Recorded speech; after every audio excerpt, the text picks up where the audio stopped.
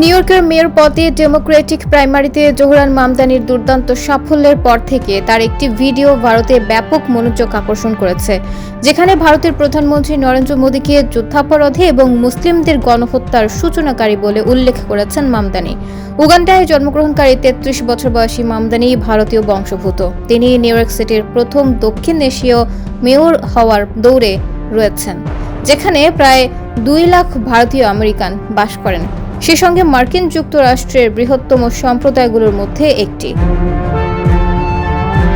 গত মাসে একটি প্রার্থী ফোরামে মেয়র পদপ্রার্থীদের জিজ্ঞেস করা হয়েছিল মোদি নিউ ইয়র্ক সফরে গেলে তার সাথে দেখা করতে ইচ্ছুক কিনা।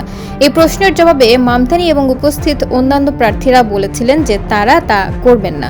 কেবল মামদানিকেই আরও এক ধাপ এগিয়ে বলতে শোনা গেছে, মোদিকে একজন যুদ্ধাপরাধী হিসেবে দেখা উচিত, ঠিক ইসরায়েলি প্রধানমন্ত্রী বেনিয়ামিন নেতানিয়াহুর মতো। গাজা যুদ্ধে নেতানিয়াহুর ভূমিকার জন্য তারও সমালোচনা করেছেন মামদানি।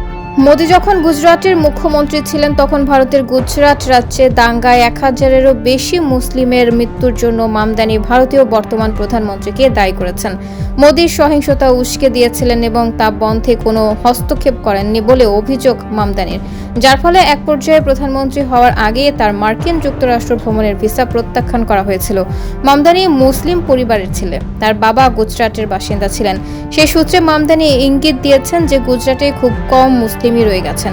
এক্সে পোস্ট করা মামদানির মন্তব্যের সার সংক্ষেপে লাখ লাখ ভিউ এবং হাজার হাজার প্রতিক্রিয়া পেয়েছে, যার মধ্যে ভারতীয় রাজনীতিবিদরাও রয়েছেন।